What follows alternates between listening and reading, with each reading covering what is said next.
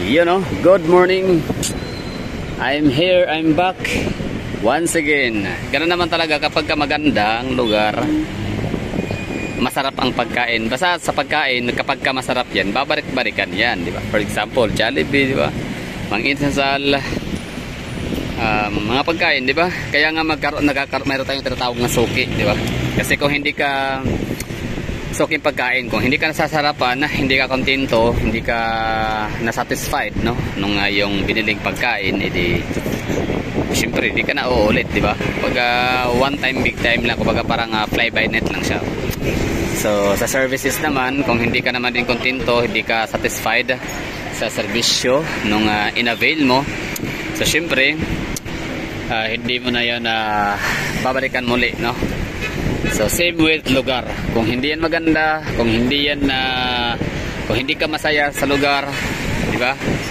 Kung hindi ka okay, so bakit mo babalikan? Parang gano'n, no? Wala kang magagawa kasi hindi naman talaga maganda, di ba? Magsasayang ka na ng pera, oras, panahon, enerhiya at lahat na, tapos ba't ka babalik doon, hindi man pala maganda sa iyo, parang gano'n ba, no? So ibig ko sabihin yan Iloilo City. So mayroong nagsasabi na pag namit, dalawa pala yan, nami, namit. Akala ko kasi dati pag sinabing nami, parang kanami-nami, minsan na bala yung sobrang delicious, no? Very yummy and tasty.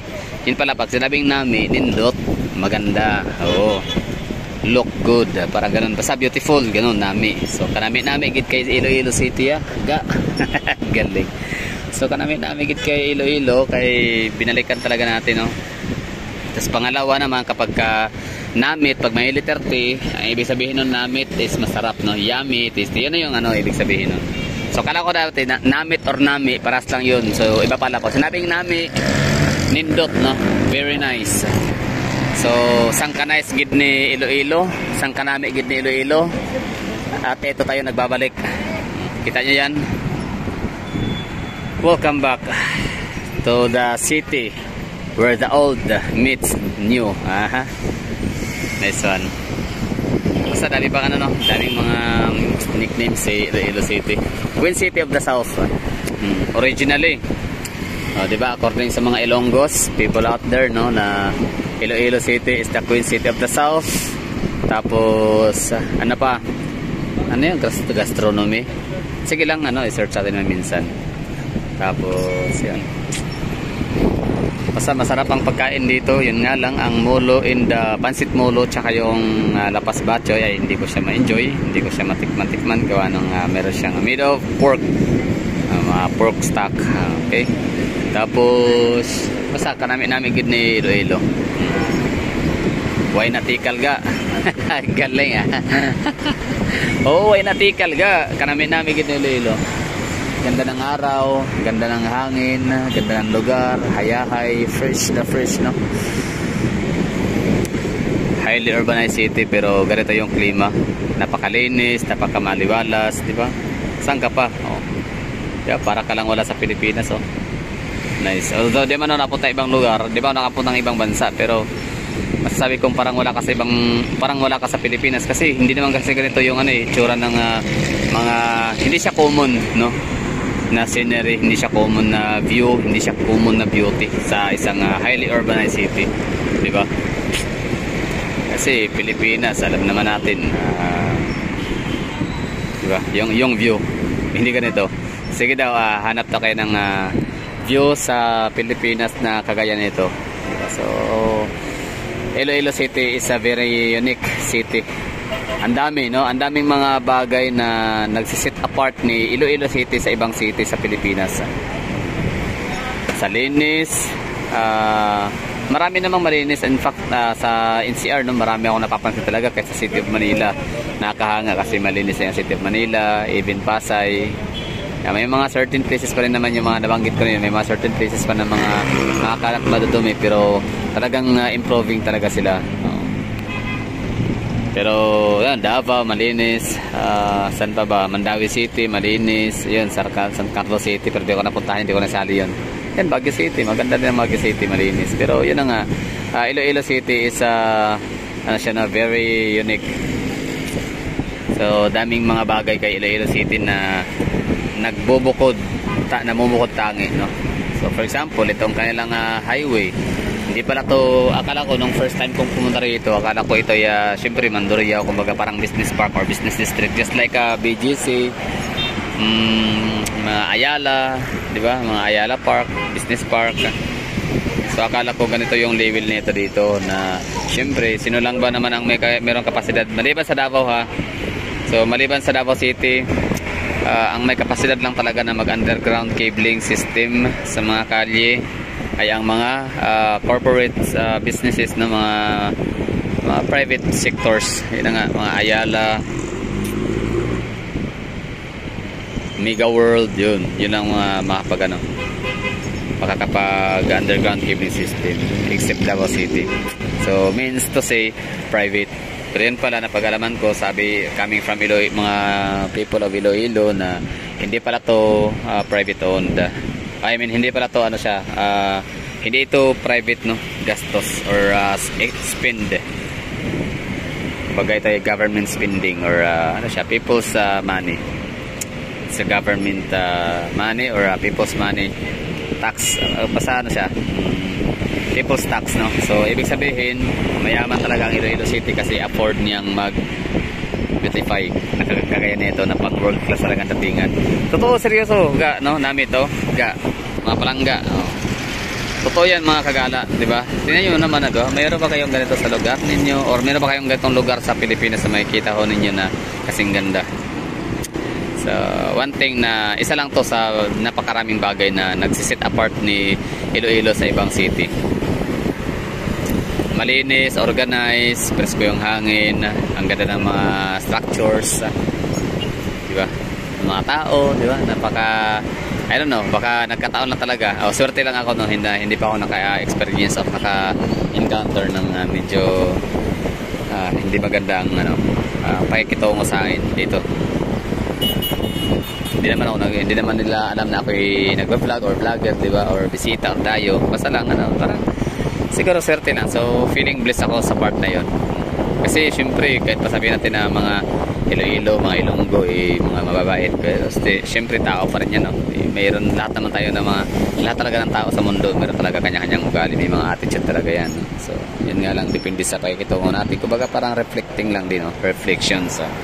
So kung ano yung natin sa kanila, ganoon din yung magiging nila sa ating pakikitungo, parang ganoon lang. So if you try to behave properly, wala din problema yun, no? Magiging okay din naman lahat. Ganda talaga namin git ni Iloilo. Nami means nami. Sa pagkain, wala akong masabing namit, ha. Hindi ko masabing namit ang pagkain sa Iloilo kasi so far wala pa ako natikman na pagkain dito na trademark kay Iloilo. Eh syempre ang mang inasal, pero ang mang inasal kasi Bacolod yan, di ba? Kahit pasabihin natin na ang nagmamayari ng mang inasal ay si Injap. Siya. Oh. Grabe, namin ni Iloilo. Walang tikal yan, walang tikal, no? Yan, no? Baka nyo masabing tikal yan sa video na, kita nyo na yan, no? Kung si Annabel Rama pa yan, hindi na kailangang sabihin yan. Kita nyo na yan, sa video pa lang, kita nyo na yan. Alam nyo na yan, nakikita na yan. Hindi na kailangang sabihin yan. Diba?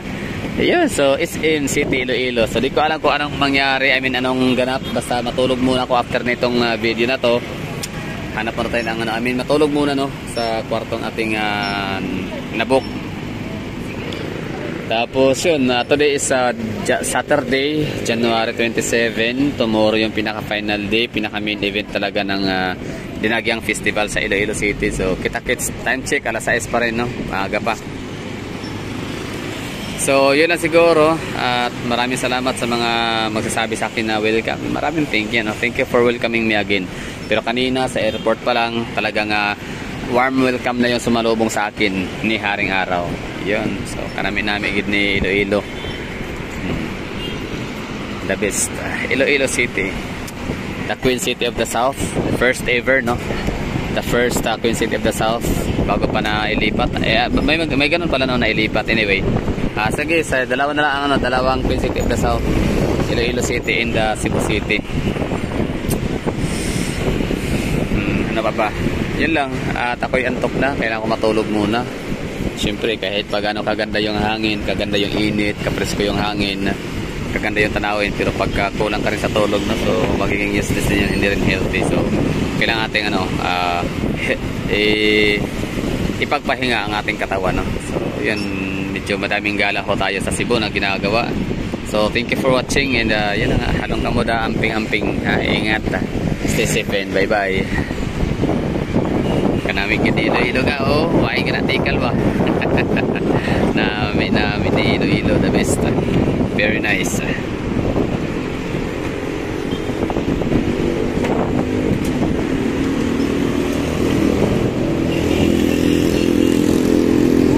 Ganito pala kaganda ang morning, no? Dito. Lalo pag ganito yung makikita mong view. Mga tao, kanya-kanyang video. Diba dito panigurado na bagong ano lang to dito, salta sa lugar. Just like me. Para ako lang yung iba dito, pansin ko kasi namamangharin sila sa lugar, sa view. Na-amaze din sila. So, the city like no other. Everybody, every city, every place has its own beauty and uniqueness. So, appreciate natin yan, no? Maganda ang Cebu City. Maganda si Davao City. Si Bacolod, hindi ko pa masyadong na-explore si Bacolod kasi nga kinapasay ng araw doon. Pero alam ko talaga no, maganda si Bacolod.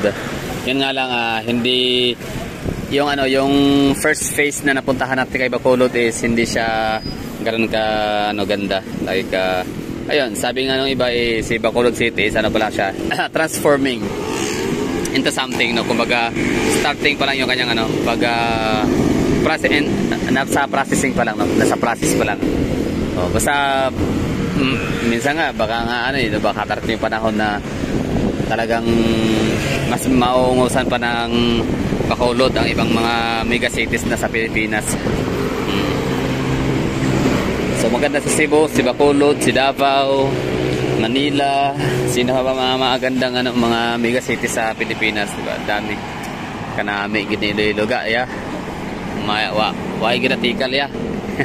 Iloilo Sports Complex, to Iloilo International Airport. Yun lang. Tulog na muna tayo.